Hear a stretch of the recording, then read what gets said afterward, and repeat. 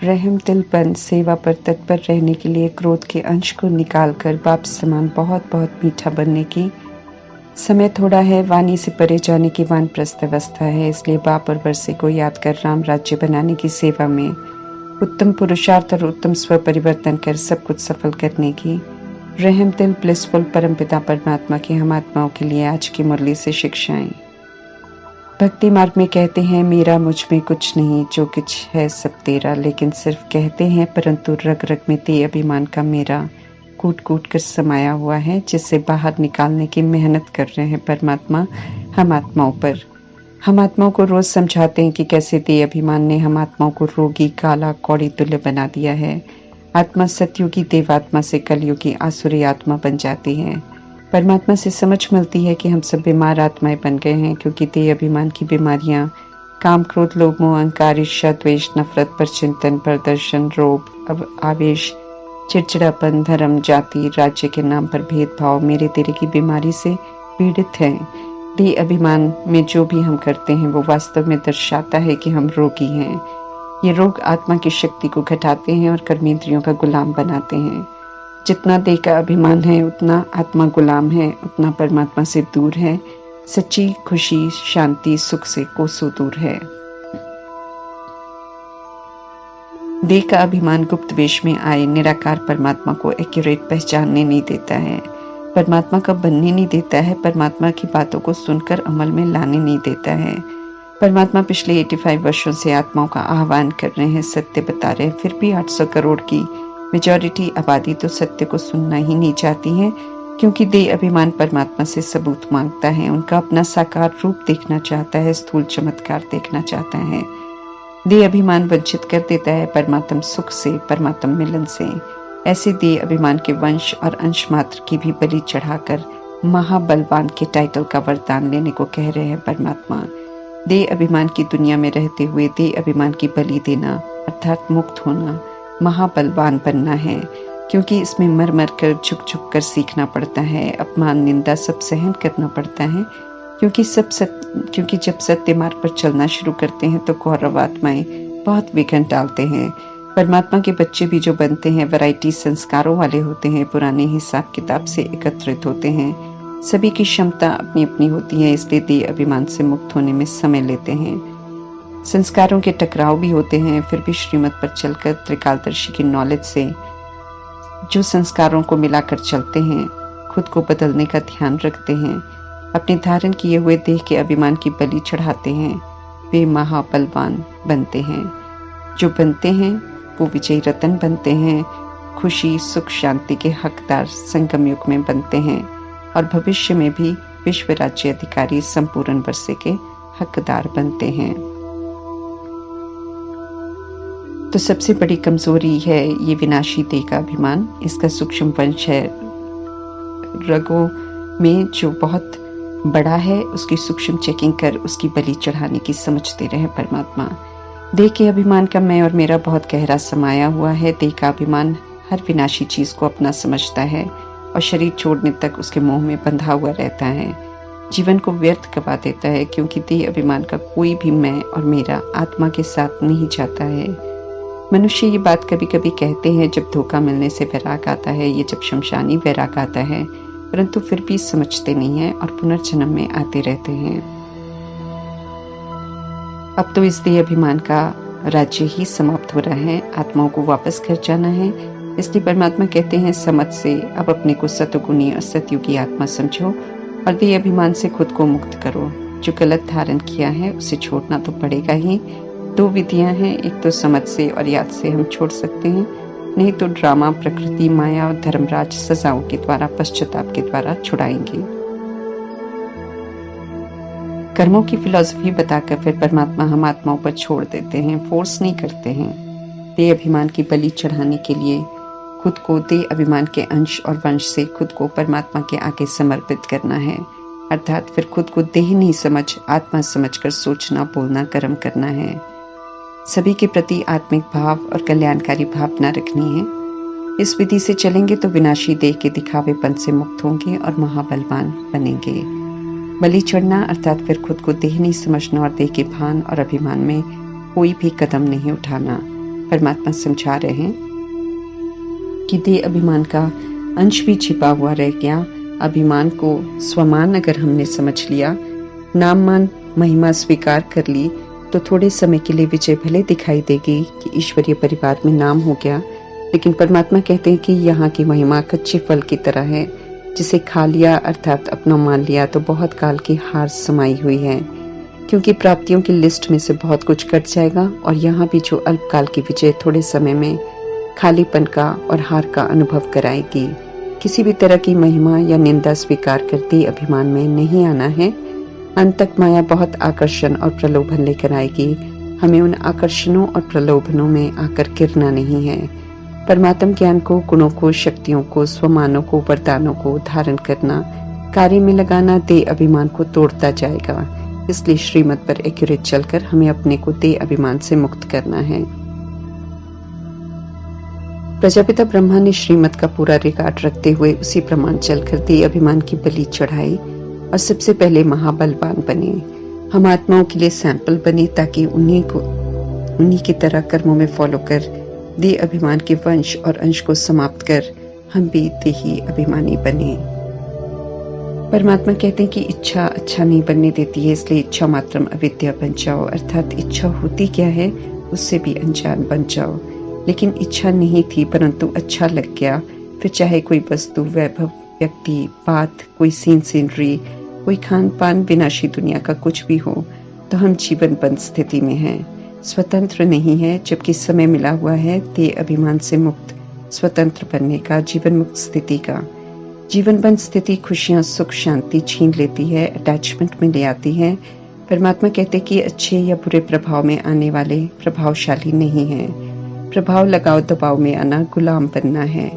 जो ऐसे बनते हैं वे यहाँ भी प्रजा हैं तो भविष्य में भी प्रजा ही बनते हैं।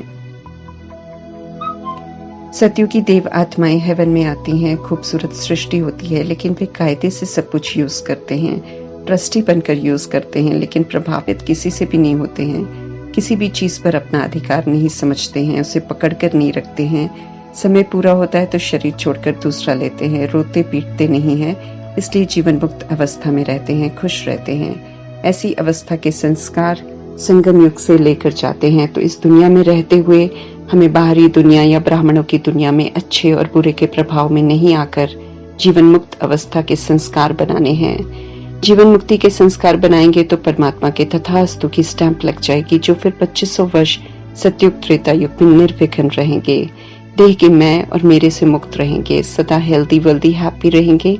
बनना अभी है, फिर तो प्रारब्ध है जो अभी के बनने से मिलेगी। समय बहुत थोड़ा है कलयुग की समाप्ति का या संगम युग की समाप्ति का, ये परमात्मा बिल्कुल स्पष्ट करते हैं। कलयुग के विस्तार में या संगम युग के विस्तार में हमें बिल्कुल नहीं जाना है, क्योंकि दोनों की समाप्ति है, सृष्टि परिवर्तन तो तय है। इसलिए यहाँ के विनाशी सपने पूरे नहीं होने हैं, तो उन्हें संजोना बंद कर नई सृष्टि में आने के लिए भाग्य बनाना है, जो ईश्वरीय पढ़ाई की धारणा से और याद से मुमकिन है। राम गयो रावण गयो जाको बहु परिवार, ये गायन है तो परमात्मा से पढ़ने वाले बच्चे हों या रावण के मत पर चलने वाले बच्चे हों, सभी को जाना है वापस घर, ये परमात्मा का फरमान है। कलयुग का कुछ भी साथ नहीं ले जा सकते हैं, इसलिए परमात्मा कहते कि जितना जीवन निर्वाह के लिए जरूरी है उतना ही कमाओ, बाकी सब विनाश हो जाएगा। पश्चाताप होगा कि हमने अनमोल समय गवा दिया। समय है रूहानी बनने का, समय है रूहानी धंधा करने का, अर्थात आत्माओं को परमात्मा से जोड़ने का। यही सबसे अच्छा धंधा है, बाप और वर्षे को याद करना, उसके लिए लायक बनना और फिर याद कराना। बाकी तो दुनियावी सब धंधे खोटे धंधे हैं, क्योंकि सभी परमात्मा से दूर करते हैं। जबकि ये समय है परमात्मा को याद कर जन्म जन्मांतर के पाप भस्म करने का और आने वाली सृष्टि में जाने के लायक बनने का। समय थोड़ा है, इस भगवान उवाच के परखने की शक्ति चाहिए। भगवान कुछ भी झूठ नहीं बोलते हैं। प्रजापिता ब्रह्मा की आत्मा दादा लेखराज अपने व्यापार की चरम सीमा पर थे जब परमात्म संदेश मिला। जगदम्बा की आत्मा राधे अभी शरीर की आयु से 17 वर्ष के थे। कहने को वे भी कह सकते थे कि अभी दुनिया कहाँ देखी है, पढ़ लें, कुछ कर लें। दादियां तो कोई 6 वर्ष तो कोई 9 वर्ष की आयु में संपूर्ण समर्पण हो परमात्मा की श्रीमत पर चलकर दिव्य आत्मा बन पुराने शरीर को छोड़ बिना सजाएं खाए स्व इच्छा से शरीर छोड़ा। संगम युग के अनमोल समय को सफल किया, परखने और निर्णय करने की शक्ति को यूज किया तो विजयी बने। उन्होंने तो 1936-37 में समर्पण किया, जब 100 वर्ष का संगम युग अभी शुरू हुआ था। अभी तो अंतिम 15 वर्षों में है, जब विनाश समीप है। ऐसे में खोटे विनाशी धंधों में समय देंगे तो परमात्म प्राप्तियों से वंचित हो जाएंगे और खुद को विनाश की सेक से भी नहीं बचा पाएंगे, क्योंकि मदद तो परमात्मा की प्राप्त की नहीं, जो कि उनके पाठ में रहते हुए ही हम प्राप्त कर सकते हैं। थोड़े समय का इशारा देकर परमात्मा पुनः परखने की शक्ति को यूज कर सही निर्णय लेकर भाग्य बनाने की, पापों को भस्म करने की समझ दे रहे हैं। परमात्मा सत्य बताकर हम आत्माओं की बिगड़ी हुई तकदीर को सुधार रहे हैं। अगर हम जग गए हैं तो परमात्मा कहते हैं हमें ये उत्कंठा होनी चाहिए कि हम सब सत्य से परिचित कराकर सभी को दुखों से छुड़ाकर 21 जन्मों के लिए सुख का रास्ता बताएं। सभी को परमात्मा का सच्चा सच्चा परिचय दें। समझ मिलने के बाद भी उत्कंठा नहीं होगी तो ये ऋण बन जाएगा जो बोझल कर देगा। सत्य जानकर सत्य से परिचित कराना हम आत्माओं का परम कर्तव्य है। भोलेनाथ परमात्मा की निराली गतमत को समझ जाएं तो यकीन हो जाएगा कि वाकई उनसे निराला कोई भी नहीं है। भोलानाथ परमात्मा हम आत्माओं को सत्य से परिचित कराते हैं। ओम शांति अर्थात मैं आत्मा शांत स्वरूप हूँ, ये मेरी ओरिजिनलिटी है जिससे परिचित करा रहे हैं। ओम शांति अर्थात मैं शांत स्वरूप आत्मा, शांति के सागर परमात्मा की संतान हूँ। ओम शांति अर्थात मैं शांत स्वरूप आत्मा, शांति धाम की रहने वाली हूँ। भक्ति मार्ग में अपनी अपनी रीति से परमात्मा को याद करते हैं, लेकिन चलते रावण की मत पर हैं। रावण तो विकारी बनाकर बिगाड़ता है, परमात्मा राम बिगड़ी को बनाते हैं। रावण रूपी विकार पहले आकर्षित करते हैं आत्मा को उल्टे कर्म करने के लिए, करवाकर फिर शोक वाटिका में बिठाते हैं, जिसमें से फिर निकल नहीं सकते हैं जब तक राम निराकार परमात्मा आकर समझ देकर न निकाले। रावण कोई मनुष्य नहीं है, बल्कि विकार है जो हमारे बुद्धि में विराजमान है और जिन्हें श्रीमत पर चलकर निकालना है और फिर से हमें निर्विकारी स्वरूप बनना है। मनुष्य मत रावण की मत है, इसलिए सभी एक दूसरे को बिगाड़ते हैं, अर्थात देह अभिमानी और विकारी बनाते हैं। जो पतित हैं वो दूसरों को भी पतित ही बनाते हैं। जिस काम विकार से माता पिता बच्चों को बचाते हैं, उन्हें ही फिर विकारी बनाते हैं। आधा समय उसी कर्म को गलत कहते हैं, फिर उसी विकारी कर्म के लिए विकारी हथियाला भी बांधते हैं, खुशियां मनाते हैं शादी करवाकर। मित्र संबंधियों को भी सत्य से परिचित कराना है, दुख शांति का कारण और निवारण बताकर दुखी जीव आत्माओं को 21 जन्मों के लिए सुखी बनाने की सेवा करनी है। हम वर्षा ले रहे हैं तो औरों को भी रास्ता जरूर बताना है, ताकि वे भी परमात्मा से अपना वर्षा ले ले। शिव के मंदिर बनाकर पूजा करते हैं, लेकिन शिव निराकार हैं, हम निराकार आत्माओं के वे पिता हैं, ये कोई भी नहीं समझता। इसलिए परमात्मा कहते हैं मंदिरों में जाकर भक्तों को समझाओ। परमात्मा की महिमा, परमात्मा के नाम पर यादगार 12 ज्योतिर्लिंगम मंदिर सबूत है इस बात का कि परमात्मा ने आकर ऊंचे कर्तव्य किए हैं। महिमा बिना कर्तव्य किए नहीं होती है। भक्ति करते हैं, तीर्थों पर जाते हैं, लेकिन इनसे कोई सुधरता नहीं है, इसलिए परमात्मा को आना पड़ता है सुधारने के लिए। एक ही बार आकर बिगड़ी बनाते हैं और आधा कल्प के लिए अर्थात 2500 वर्ष के लिए सुखी बनाते हैं। किसी भी तरह का रोग नहीं लगता है तो ऐसे सुखधाम में जाने का रास्ता सभी को बताना है। अविनाशी ज्ञान रत्नों की पूरी धारणा होगी तो बहुतों का कल्याण कर सकेंगे। रावण लड़ाई झगड़े करवाता है, परमात्मा शांति से मिलजुल कर रहना सिखाते हैं और राम राज्य स्थापन करते हैं। रावण की मत पर चलने वाले देह अभिमानी सत्ताएं सोचती हैं कि हम स्वर्ग बना रहे हैं, लेकिन स्वर्ग अर्थात जहाँ दुख का नाम निशान ही नहीं है, वो वास्तव में सिवाय परमात्मा के कोई भी स्थापन कर नहीं सकता है। समय थोड़ा है, राम राज्य स्थापन करने में ढील नहीं करनी है, अर्थात श्रीमत पर चलकर अपने लिए राम राज्य में सीट भी बुक करनी है और औरों को भी दुखों से छुड़ाने का सही रास्ता दिखाने का उमंग उत्साह होना चाहिए। परमात्मा को ऊना है कि हम सभी मित्र संबंधियों को जगाएं, लेकिन सत्यता की सभ्यता के साथ, इसलिए क्रोध का अंश न हो, धैर्यता और मिठास से सभी को जगाना है। क्रोध का अंश रह जाने से माया नाक से पकड़ लेती है, कोई न कोई बात बुरी लग जाती है तो क्रोध कर लेते हैं, फिर डिससर्विस हो जाती है। सच्ची गीता जो परमात्मा सुनाते हैं वो सुनाकर अल्फ अर्थात परमात्मा और बे अर्थात उनसे मिलने वाली बादशाही का राज बताना है। सभी आत्माओं का परमात्मा से क्या संबंध है, उससे परिचित कराना है। जैसे परमात्मा पिता रहमदिल हैं, ब्लिसफुल हैं, ऐसे ही हम उनके बच्चे हैं, तो हमें भी परमात्मा समान रहमदिल बनना है। सभी स्वर्ग के परमात्मा वर्षे के हकदार हैं। ये संदेश देना है सभी को। युक्तियों से, चित्रों से सभी का ध्यान खिंचवा सकते हैं। परमात्मा समझ दे रहे हैं कि कैसे सेवा करनी है, कैसे विज्ञापन डालने हैं, बोर्ड लगाने हैं। जो बिछड़े हुए राम राज्य स्वर्ग की राजधानी के होंगे, उन्हें ये संदेश जरूर आकर्षित करेगा और वे समझने जरूर आएंगे। इसलिए सेवा जरूर करनी है। परमात्मा को जानना अर्थात वर्षे का अधिकारी बनना इतना सहज है।